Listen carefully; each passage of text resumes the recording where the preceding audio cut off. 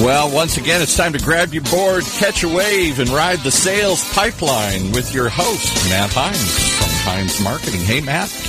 Hey, Paul. How we doing? Oh, it's raining in California. You know, when it rains in California, everybody's depressed. It's like we all want to go home because it doesn't happen very often. Doesn't happen very often. Yeah, I read that you got some flooding. It's going to be crazy down there. Crazy. You complain when there's a drought. You complain when it rains. We complain. You know, we are weather snobs. You know, it's supposed to be It's supposed to be 76 with a light breeze coming off the ocean every single day here. So. Well, I mean, so I think everybody has a little bit of that in them. Up here in Seattle, we are definitely weather snobs as well. It's been in the 20s, low 20s overnight, and lots of people complaining here, even though the days are beautiful. In the summer, when it gets above 90 degrees here, I mean, much of the country, you know, it gets hot and humid all the time. Right. My dad lives in Phoenix, and there's always an over/under on, you know, what day will it hit 100 for the first time. Right. Usually it's like late April, early May.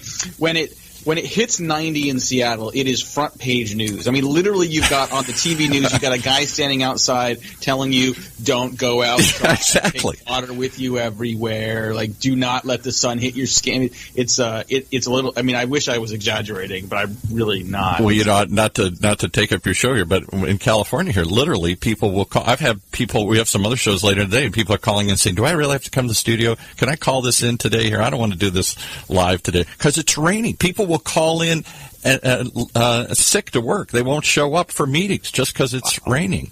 You know, because they figure, well, tomorrow it'll be fine. Let's just wait till tomorrow. So wait till it doesn't rain. I mean, if in Seattle, if you wait till it doesn't rain, you're going to be waiting forever.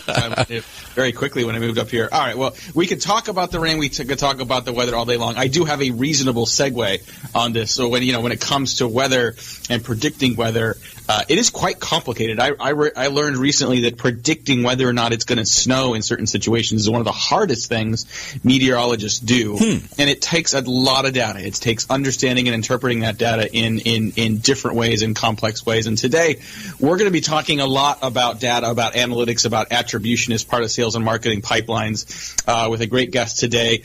Thanks very much, everyone, for joining us on Sales Pipeline Radio. Really glad you're here.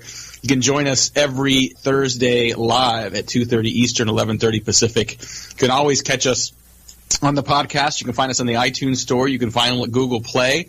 Anywhere fine podcasts are sold or given away for free. So make sure you join us there, subscribe, give us a favorable review. We appreciate that and appreciate everyone that is listening live and on the recorded version here today. We cover all things related to the sales pipeline, marketing, sales. We blur those lines on a regular basis and feature great guests, great hosts.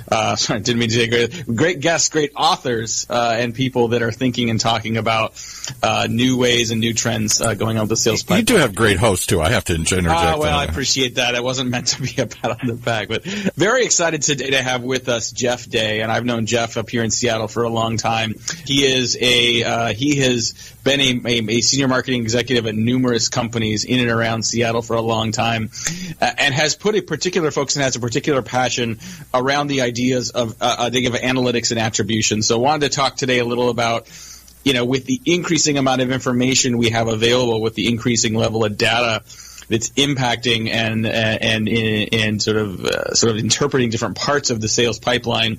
How do we operationalize that and make sense of it so we're making better decisions moving forward? But first and foremost, Jeff, thanks so much for joining us on Sales Pipeline Radio today. Thank you, Matt. Glad to be here. I thought you were going to make some segue into the Stormageddon predictions that we had a couple months back about a windstorm that was going to completely take out Seattle, and it became Storm of Nothing. And it was, yeah. If you could parlay that into predictions and how to become a rainmaker for Sales Pipeline Radio. Well, that's even a better segue than I had. Is, figuring out not only we can always look in hindsight to say, well, that was bad, and how did we miss it? But we're probably going to, that doesn't make us any more likely necessarily to miss it again. And I guess when we think about sort of the data we have available, how to put that into some type of a report. I mean, that's almost the easy part, but are we looking at the right report? What does that report say? Does it accurately reflect the past? And maybe more importantly, does it help us make sense of the future and help us better guide what the future should look like? How do we think about this? How do we describe this? What problem are we talking about here? I think even just the language we use seems like it's still very much in flux. Yeah, totally. And upon reflecting how we got here, right, marketers are in a world of big data right now. We can get data from everything, so many data sources. And when I started marketing, we had no data, or we were just on the verge of data, and things like marketing automation, and I don't think Google AdWords was even on the scene yet. And so in a fairly short period of time, we've gone from nothing to being absolutely overloaded with data, and the systems and the processes and just the general understanding, I don't think has caught up yet. And certainly I generally operate in the technology world, and talking to marketers not in that industry, they're farther behind. And so I think there's a lot we can do to help marketers in the high-tech and non-high-tech industry do a lot better by making decisions with data, understanding the performance of their marketing and their marketing channels through the data that they have available. But it is a kind of a complex problem to solve in this marketing world. I think a lot of people are starting with the data and saying, how do I interpret the data? And I wonder if instead we should be starting with, what answers are we seeking? Like what questions do we need answers? What do we need to move forward? And so is there something we can give folks that helps them narrow in on, like what questions and therefore what answers do we need to be better moving forward? Yeah, you're absolutely right that you have to start with the question, because that determines what data and how you not manipulate, but how you organize the metrics in order to look at the data in the right way. And I really approach this problem kind of looking at it a few ways. There's a lot of things I like to measure, a lot of metrics, a lot of analysis I like to do, but I have a framework that I break it into a few different columns to make it easier to think about. At one level, I think about, do we have the fundamental metrics that the business needs to understand the health of the business, right? And that's things like, and again, it's going to be different for different types of businesses and different industries, but it's like, what is our pipeline health? How much do we have? Do we have enough that, based on historical conversion rates, we'll be able to hit our forecasted numbers in the coming quarters, right? Do we have, what's our cost per customer acquisition, if that's a concern? That's a primary concern, for consumer-based, more transactional businesses, because if your cost of customer acquisition is greater than your customer value, your customer lifetime value, then you're not going to be a profitable business, right? So that's something that they look at very closely. So there are a number of very fundamental metrics like that. I think the next category is, within my function or within the different channels of my function, how do I use metrics to ensure that my efforts are either working or they're working optimally, right? So the great example for me in marketing is I look at all my different channels, online advertising, other online marketing, events, customer advocacy programs, and say, hey, I now want metrics, core metrics, KPIs in each of these areas to see if they're performing optimally, and then I can use those to say, okay, well, we're now performing better than we did last quarter or worse, and you can use those to sort of pull the levers and tweak the dials to make sure that you're always improving. And then the final category that I think about is, do we have the capabilities to answer the ad hoc questions that always come up in business, right? Which customer segment is most valuable to our organization? What programs are working more effectively than other programs? Can we use the data that we have to look at where new growth markets are? And those are all sort of ad hoc questions that you need both the right data and the right instruments to be able to go in and get the right answers. Talking today on Sales Pipeline Radio with Jeff Day. You can find him on Twitter at Jeff W. Day. That's JEFFWDAY. And talking about analytics today and what's important and what questions to ask, what answers we're seeking. Is there data that's required as part of this? I mean, I'm assuming that people that are interested in pursuing this don't need to wait until they have access to all the data. But is there certain data that it's a need to have versus a nice to have? And then is there other data that you would prioritize as sort of the top tier optional sources of information, or does it depend on who you are, what you're doing, how you're measuring it? Yeah, again, it totally depends. But again, it's a little bit of a layered or a peel the onion type approach. I'm a strong advocate for what you very quickly mentioned, which is to say, don't wait until you have all perfect data. Take the data that you have, figure out, one, if the data is good, because it's not always good. You can have bad data in there. But if it's good, what can we learn from this, and then what can we improve, and what other data sets do we need to really get to the answers to the questions that we want to answer, right? But again, if you're looking at things, this is Sales Pipeline Radio. One of the fundamental things, the first things that I always want to instrument very cleanly and very accurately is what is the health of my pipeline, right? From tip to tail, from the first marketing touch all the way down to close and hopefully beyond. What is the volume, both in dollars and the number of deals I'm doing? What's the conversion rate and what's the velocity of that pipeline? And so, to answer your question, what is data required? You need to know that, and most CRM or SFA solutions will help you, will give you that data for the sales pipeline. Most marketing automation solutions will give you data for the marketing side or the lead side of that pipeline. So those are a few just sort of fundamentals for a very fundamental metric that is relevant to sales pipeline.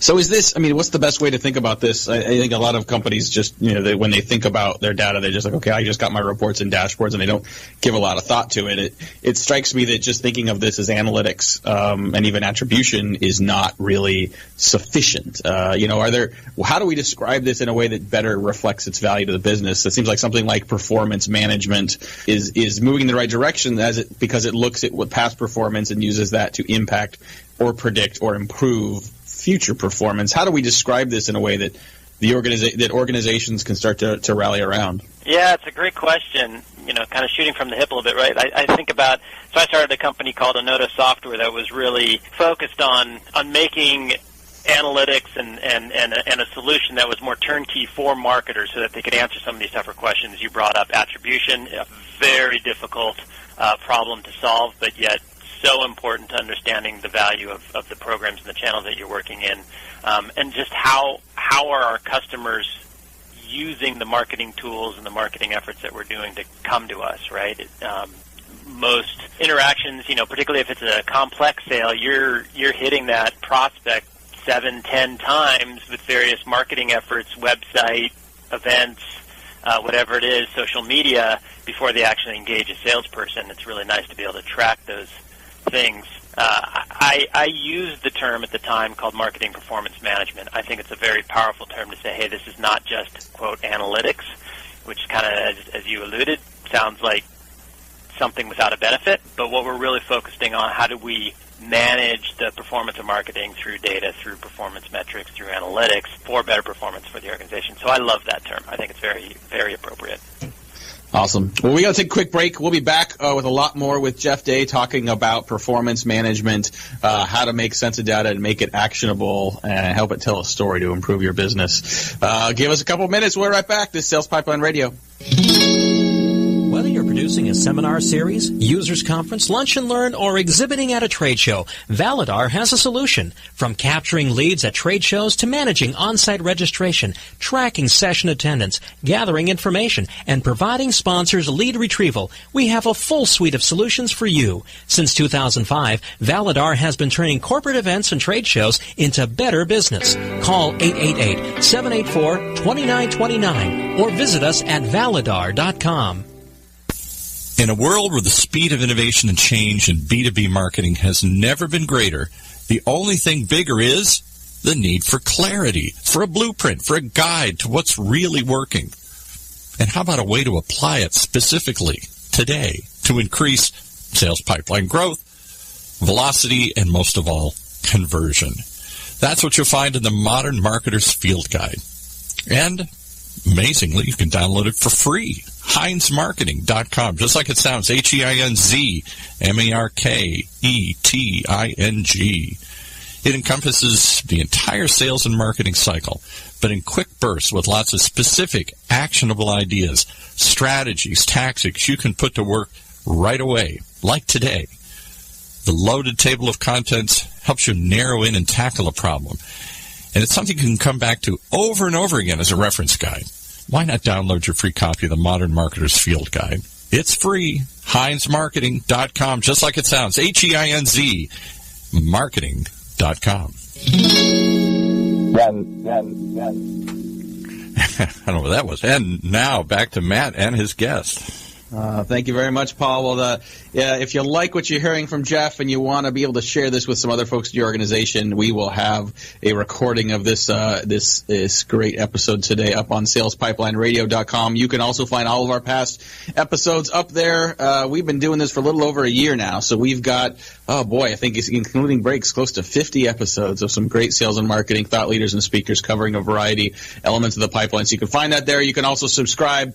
Obviously, the podcast on iTunes Store and Google Play. Coming up next week, we've got Sherry Johnston, who is the CMO, Chief Marketing Officer at Radius. We're going to be talking about what she's doing to manage her pipeline heading into 2017 and best practices for working in the crucible, which I know our guest today, Jeff J, knows a lot about as well, helping to drive marketing and drive pipeline in a fast-growing, high-pressure, high-expectation business. Last Thursday of the month, we're going to have John Miller, who is the co-founder of Marketo and who is the CEO of Engagio. We're going to be talking about what it means to have an account orientation to your sales and marketing, going after the entire buying committee, not just one lead at a time. So John Miller there at the end of the month. Very excited to have him. But today we got a few more minutes here, thankfully, with Jeff Day, who has been a marketing leader in Seattle for a number of years, founded Indomo Software a number of years ago as well, is the founder of the Technology Marketing Leadership Council, and has really become, through his work, an expert on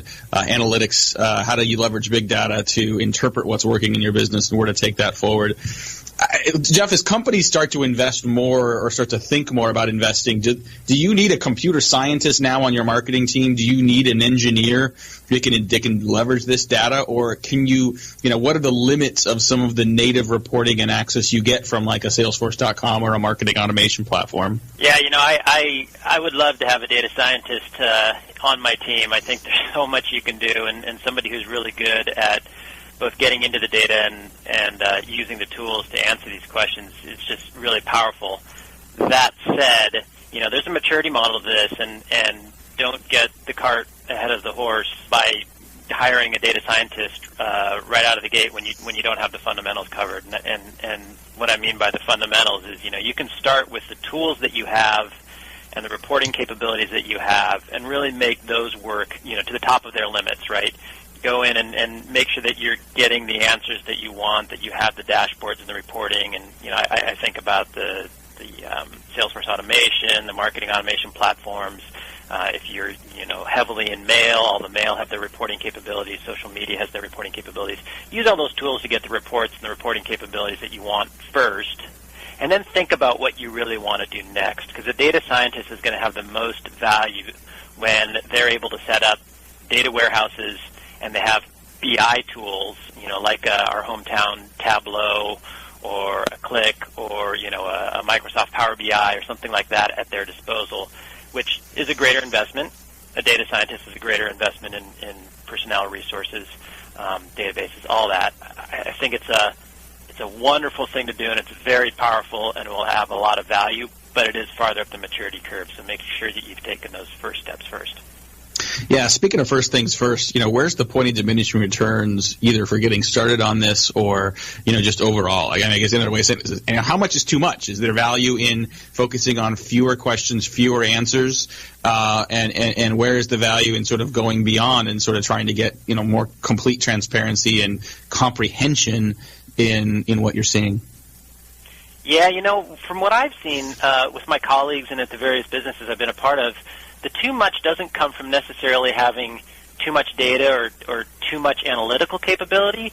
It comes from what I call a few different scenarios. One is getting wrapped around the axle and just looking at the same metrics or getting so deep in the data that you've sort of forgotten why you're doing it or what the question is that you're trying to answer, right? And that's really the second one that I was going to bring up is, and you brought it up right out of the gate, is make sure that you're actually answering questions, right? Too much can come from, say, wow, I've got all of this different reporting capabilities, but I've forgotten what questions are really important to me right now and why we're looking at these. And in that way, what I would do, and have done it at many of the businesses where I've been running marketing, is I set up a framework that says, hey, here's the tier of dashboards or core metrics, the KPIs that I want to share with my executive team. This is mostly about business health, right? And then there's another layer of metrics that I, as a marketing leader, want to look at. Again, it's just a small number, 3 to 5 for each of the main functional areas of marketing, right? So that's different channels.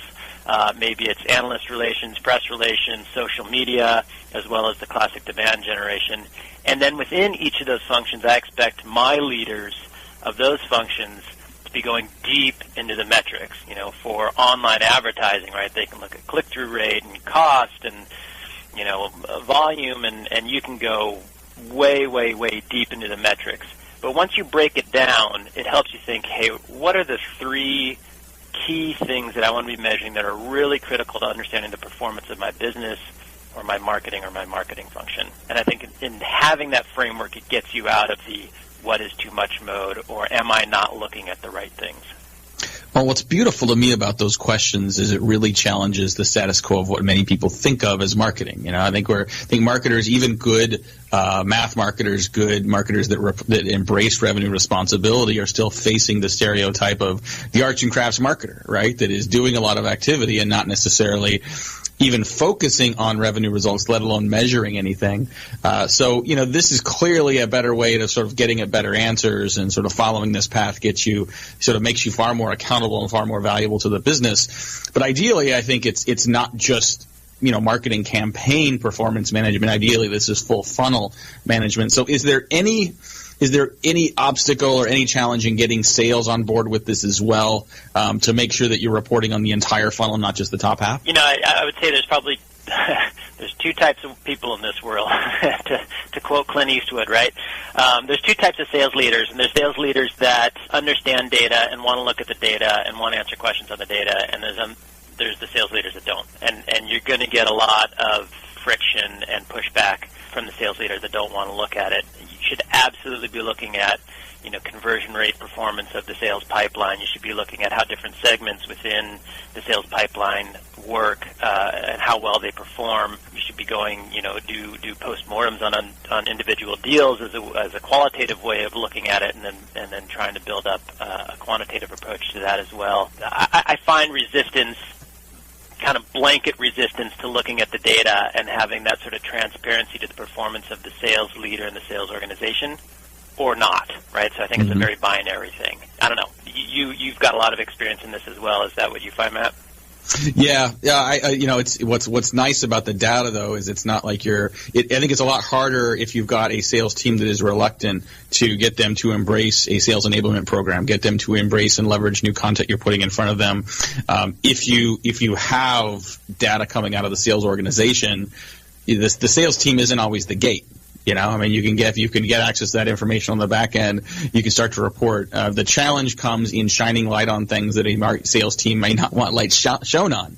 Right. And so, as much as it'd be fun to be able to say this is just about the data and seeing what it tells you, there is still a cultural impact to making sure the organization is ready for what the data is going to say.